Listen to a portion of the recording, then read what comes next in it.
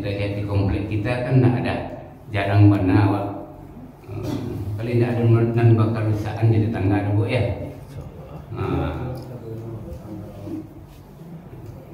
Dan mereka, itu makanya kalau kita berbicara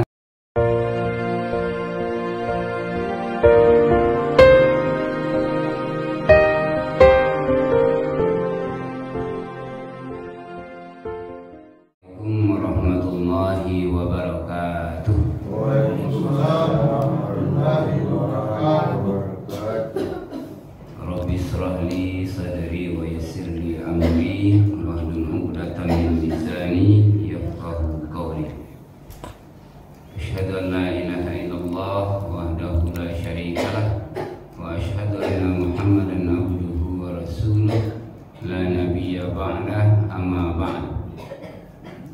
Bapak-bapak, ibu-ibu sedang jemaah subuh rahimakumullah. Alhamdulillah pada subuh yang berbahagia ini kita masih diberikan oleh Allah nikmat dan rahmatnya sehingga kita bisa berhadir di masjid yang kita cintai ini dalam rangka berubudiah kepadanya. Itunya telah selesai kita melaksanakan sholat subuh berjamaah. Mudah-mudahan keberadaan kita di sini menjadi amal soleh di sisi Allah Subhanahu wa taala. Amin ya rabbal alamin. Salawat beserta salam kita kirimkan buat Nabi kita yakninya baginda Muhammad Rasulullah sallallahu alaihi wasallam. Allahumma salli ala Muhammad wa ala ali Muhammad. Bapak-bapak, ibu-ibu, sedang jemaah subuh yang dirahmati Allah, kembali kita lanjutkan kajian hadis kita tentang sifat-sifat terpuji atau etika orang beriman yang telah kita sebutkan dalam hadis ini. Yang pertama, wal yaumil akhir, man kana yu'minu billahi wal yaumil akhir falyakul khairan aw liyasmut. Barang siapa beriman kepada Allah dan hari akhir, hendaklah dia berkata baik, kalau tidak diam. Itu yang telah kita sampaikan pada minggu yang lampau. Kemudian yang kedua, wa man kana yu'minu billahi wal yaumil akhir falyukrim jarahu. Dan barang siapa yang beriman kepada Allah dan hari akhir, maka hendaklah dia menghormati tetangganya. Falyukrim jarahu, hendaklah dia menghormati, menghargai tetangganya.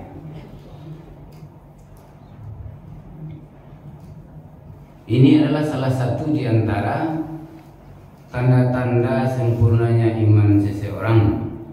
Ada disebutkan dalam hadis ini, bagi siapa yang beriman kepada Allah dan hari akhir, maka hendaklah dia menghargai tetangganya, menghormati tetangganya.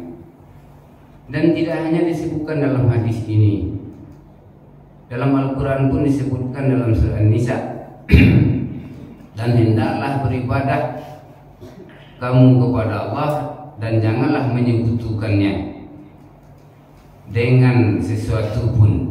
Berbuat baiklah terhadap orang tua, kerabat dekat, anak yatim, orang-orang miskin, dan tetangga dekat dan tetangga jauh, dan teman sejawat. Jadi perintah berbuat baik kepada tetangga ini disejajarkan dengan perintah untuk beribadah kepada Allah dan perintah-perintah yang lainnya. Begitu pentingnya, begitu kuatnya kita dianjurkan untuk menghargai, memuliakan tetangga kita. Dan juga diriwayatkan oleh Bukhari dari Aisyah bahwa Rasulullah SAW bersabda, Jibril terus menerus mewasiatiku perihal tetangga hingga saya menyangka bahwa tetangga akan menjadi ahli waris. Begitu, sehingga Jibril selalu mengingati kepada Nabi bahwasanya memperingatkan tentang hal tetangga. Begitu betul kita diperintahkan untuk menghargai, menghormati tetangga. Maka oleh sebab itu diterangkan dalam hadis ini bahwasanya menyakiti tetangga merupakan penyakit iman yang dapat menyebabkan kehancuran bagi orang yang tidak menghormati atau menghargai tetangganya. Jadi dikategorikan orang yang selalu orang yang berbuat tidak baik kepada tetangganya atau tidak selamat tetangganya dari mulutnya atau perbuatannya, digolongkan kepada pelaku dosa besar. Maka dikatakan tidak sempurna iman seseorang jikalau dia tidak memuliakan tetangganya. Maka dalam hadis lain juga disebutkan, Abu Bukhari dan Muslim meriwayatkan dalam hadis Ibnu Mas'ud bahwa ketika Rasulullah SAW ditanya tentang dosa yang paling besar adalah, beliau menjawab, menjadikan Allah sebagai sekutu padahal Dia menciptakan kamu, dan beliau menjawab, menjadikan Allah sekutu padahal Dia menciptakan kamu. Dan beliau bertanya lagi, kemudian apa ya Rasulullah? Beliau menjawab, engkau membunuh anakmu karena engkau takut ia akan makan bersamamu. Kemudian ditanya lagi oleh sahabat Rasulullah, dan beliau menjawab, engkau berzina dengan istri tetanggamu, yakni merayu istri tetanggamu hingga ia bersedia melakukan zina denganmu. Kemudian dalam hadis lain juga disebutkan bahwa Nabi SAW bersabda, demi Allah tidak sempurna imannya, demi Allah tidak sempurna imannya, demi Allah tidak sempurna imannya. Lalu ditanya, siapa yang tidak sempurna imannya ya Rasulullah?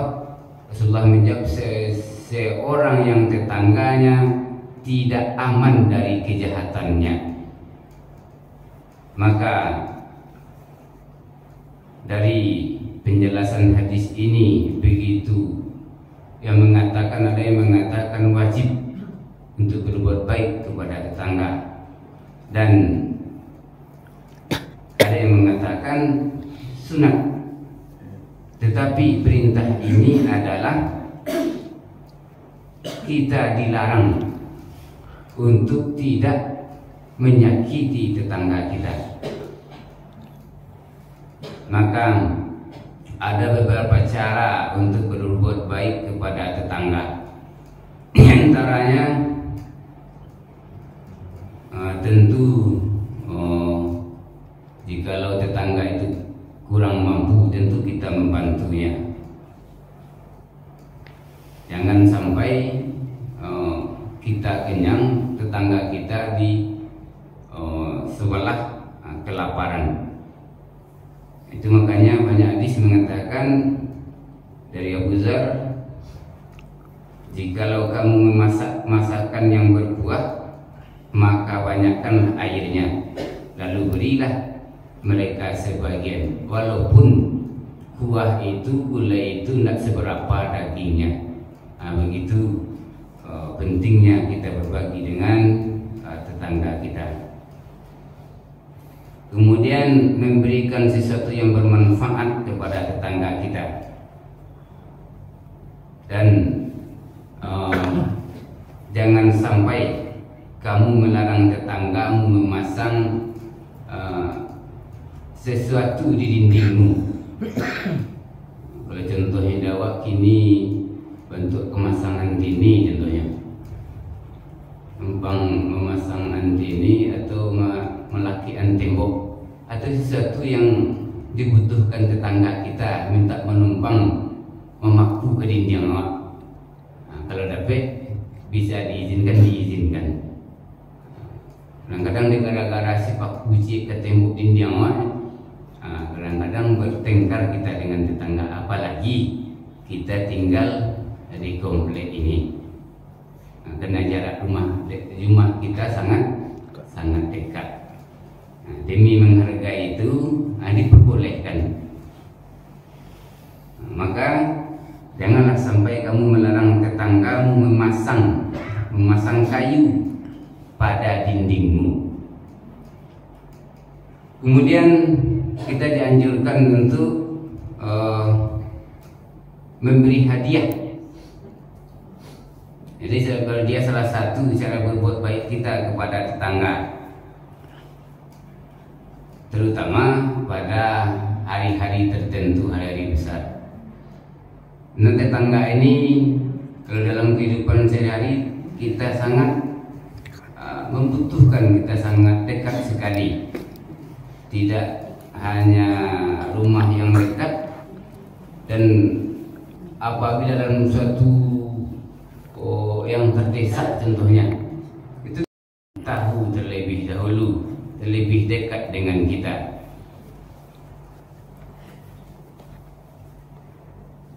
Alhamdulillah kalau kita lihat di komplek kita kan tidak ada, jarang mana awak kalau tidak ada nan bakal rusaan di tetangga ada bu ya. Dan mereka, itu makanya kalau kita berbicara, berkata-kata jangan menyakiti tetangga.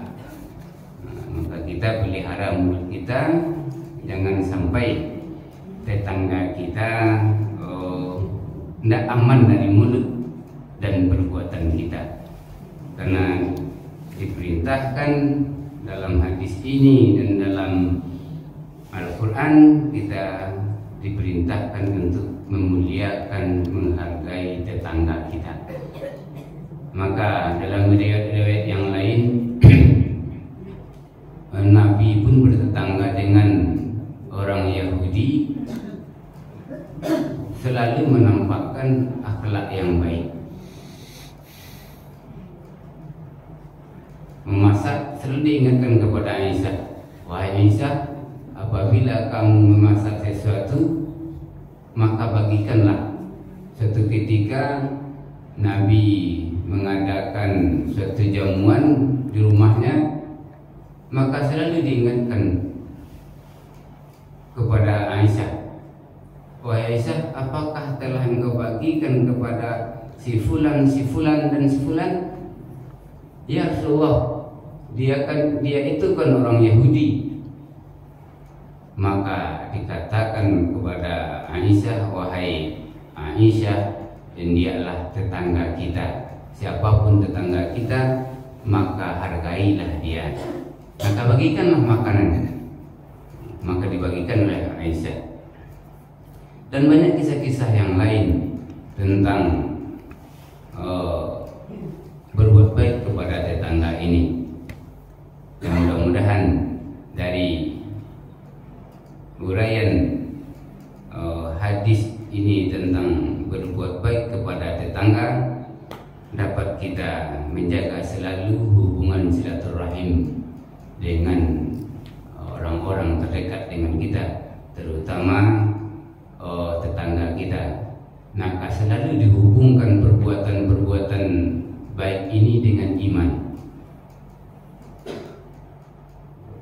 Yang pertama, kemarin kita sampaikan, tidak sempurna iman seseorang, atau jikalau dia beriman kepada Allah dan hari akhir, maka dia mengatakan yang baik-baik saja, jikalau tidak diam.